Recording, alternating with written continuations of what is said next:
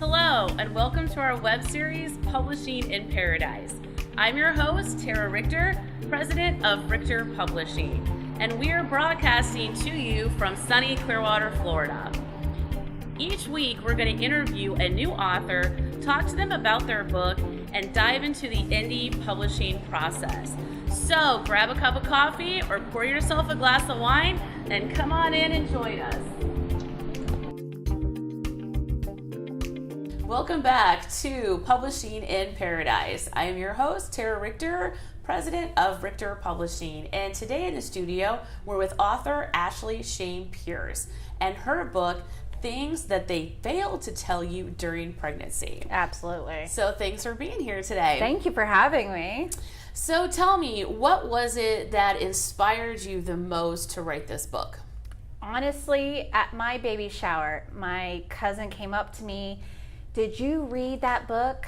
You know, the 700-page book? You mean that, like, Bible one? She's like, yeah. No, it's too intimidating. It's the one,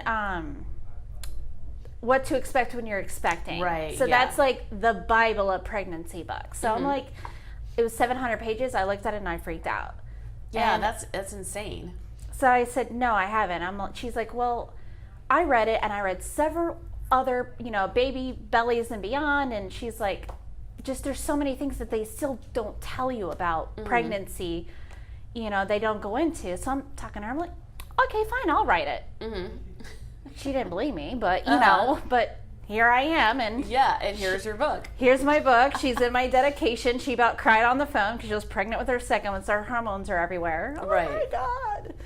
But, it's just things that you wish you would have known because there's so much. It's just amazing in this day and age, and women have been having babies for centuries, why we're all here, that there's still information out there that they don't tell you. So what are some of those things? Like, what are some of the facts that you could help some of the readers? Well, first things first is when you get pregnant, you go to the doctor, you have insurance. You need to know your insurance. You need to know what's your expectation. Because as soon as you go in, it's okay, so this is what you're going to pay us before you have your baby. Okay, well, I'm always on a budget. I don't know about you, and other moms. Great if you're a celebrity and you don't care. Good for you.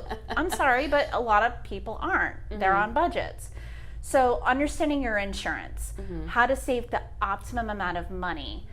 I was on the phone with my insurance for 2 hours, went over every CPT code to see what would be authorized and what needed prior authorization, so I didn't have any out-of-pocket surprises. Right, wow. So that's a big one right there. And, saving money, making things easier for you. I remember the first time I did a registry.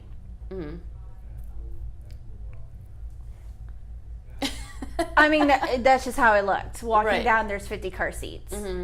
Right. So it's, consumer advice of, well, which one is the best car seat? Because I could just imagine that would be a hard decision to make because, you're not just getting a toaster and choosing a loaf of bread or whatever. Yeah, it's those are $20. This is $250. Wow. That's a big difference. And there's so many different ones too.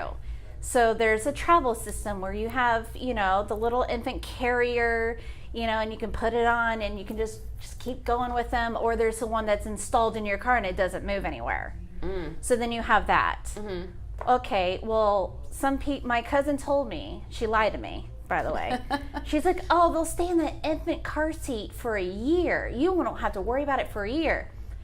My son grew out of it in 5 months. I was going to say, if it's for an infant, hopefully your child is growing.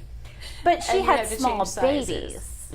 And even my friend's daughter was smaller than my son. So you never know. So I tell you, when's the cheapest time to buy them? Where's the cheapest place to buy them? You can save a few extra bucks here and there. Right. But also, as my job as an occupational therapy assistant, my job is literally to be a professional problem solver and to make your life easier. So my favorite chapter is the list of must-haves.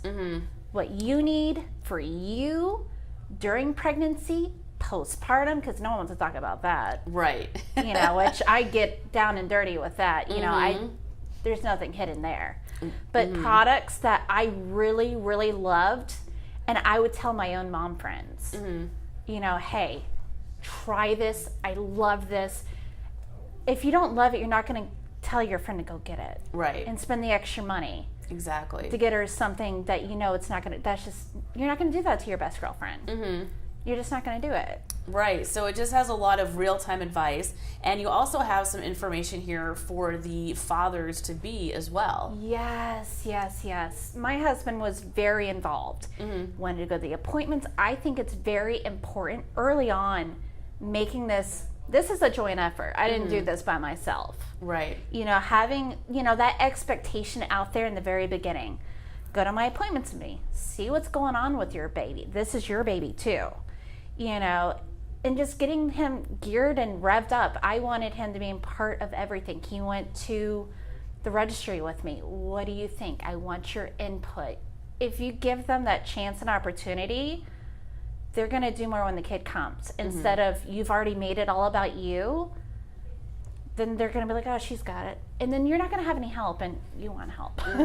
Absolutely. So you think fathers can get a lot of information from reading this as well? Absolutely. And just some good, tidbits and everything. And one of my things that I asked because it's actually from my husband's point of view, this chapter. Okay. Because I'm like, so what do you think that you need? He's like, you need to know what's going on, be involved and know how to work these things and being present.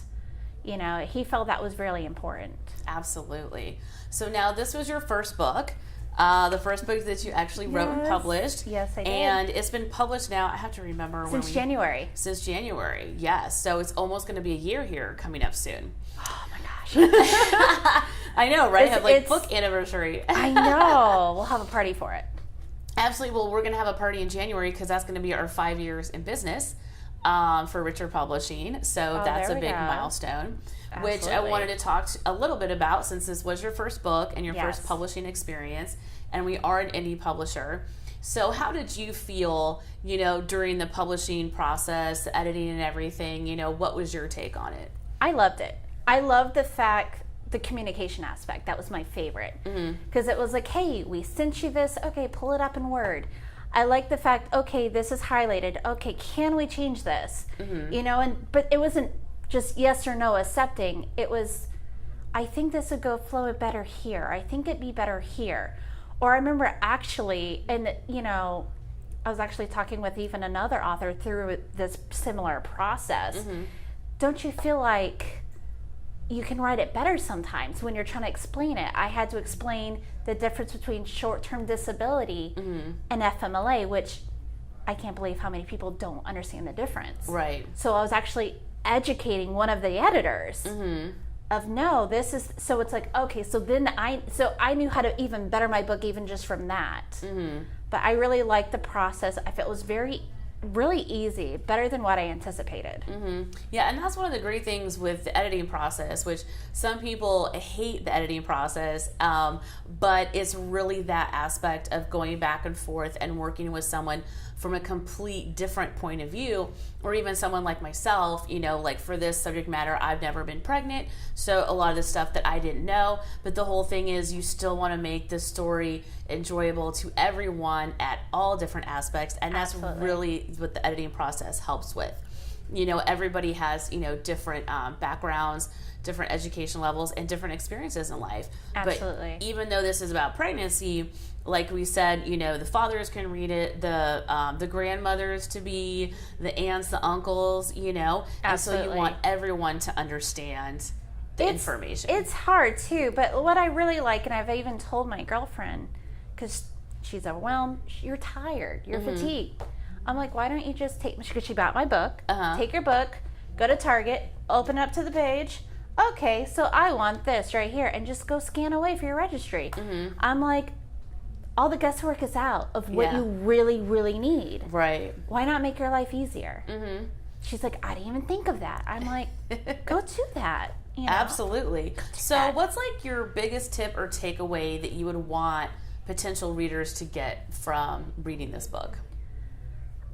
I want you to get that I'm trying to be here for you, you know, an emotional support type way. Like, I want to be like your ultimate girlfriend.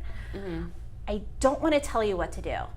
I want to give you the tools and resources to help you make the best choices for yourself. Because that's what's hard, because you're going to hear everyone buzzing around your head what you should do, what you need to do.